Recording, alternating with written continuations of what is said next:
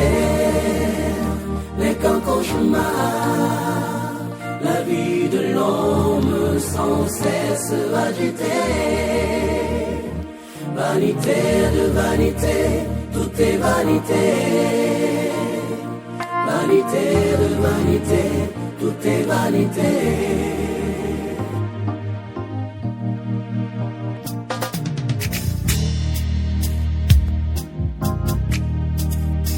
Au commencement, Dieu créa les cieux et la terre.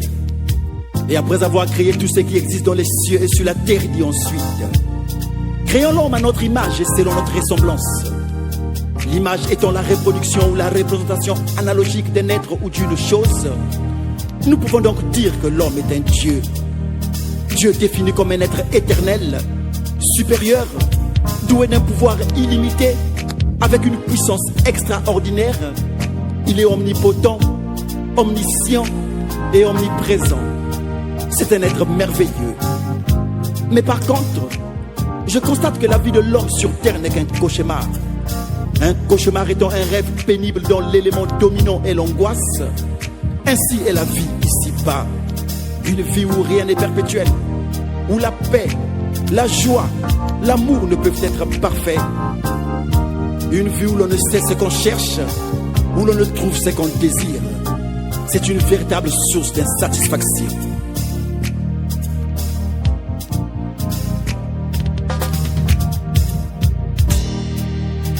La vie sur terre n'est qu'un cauchemar. La vie de l'homme sans cesse agitée. Vanité de vanité, tout est vanité. Vanité de vanité, tout est vanité. La vie sur terre n'est qu'un cauchemar. La vie de l'homme sans cesse agitée. Vanité de vanité, tout est vanité. Vanité de vanité, tout est vanité.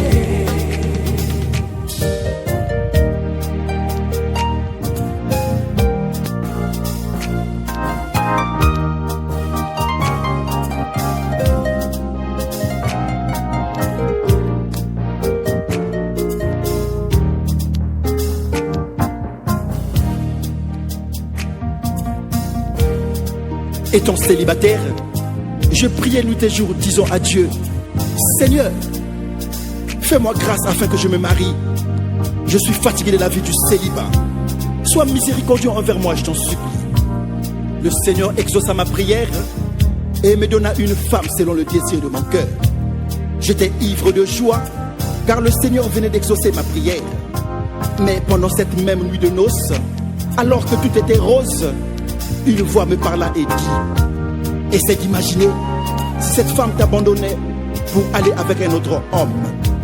Je suis resté silencieux pendant quelques minutes et j'étais devenu triste, car toute la joie m'avait quitté.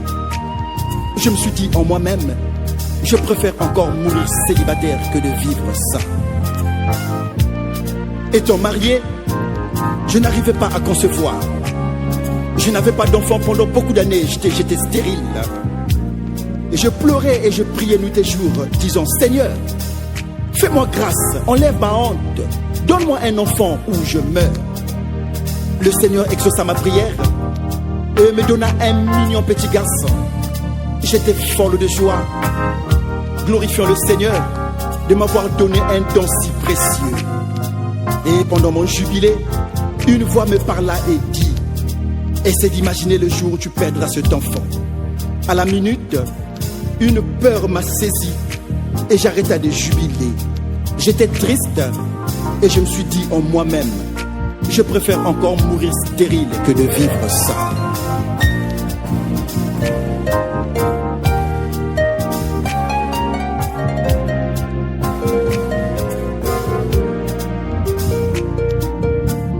Étant dans le chômage, je priais Dieu, lui demandant de me donner le boulot, sans quoi je ne pouvais vivre. Le Dieu qui est riche en miséricorde me donna un très bon boulot qui changea ma vie. Il me donna une femme, des enfants et tout ce dont j'avais besoin. Des voitures, des maisons et tout le reste. Mais pendant que j'étais là en train de jubiler, une voix me parla et dit: sais-tu qu'un jour tu mourras et que tout ceci restera? Angoissé, je marchais la tête courbée, car je venais là de réaliser que tout est vanité et qu'il n'y avait aucun moyen de se vanter, ni même de se réjouir dans cette vie. Mais qui est l'homme finalement? Quelle est la raison de son existence? Est-il réellement créé à l'image de Dieu? Est-il vraiment un Dieu? En voyant tous les exploits qu'il fait à travers la science et la technologie, et la manière dont il a transformé la face de la terre par ses constructions incroyables, nous pouvons dire que c'est un Dieu. Mais quand il se retrouve incapable de résoudre tous les problèmes qui l'obsèdent et l'angoissent, nous sommes loin de croire qu'il est. Sinon, quel est ce Dieu?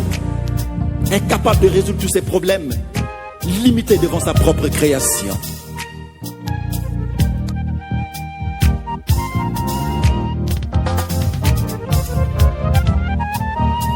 La vie sur terre n'est qu'un cauchemar. La vie de l'homme sans cesse agitée. Vanité de vanité, tout est vanité. Vanité de vanité, tout est vanité.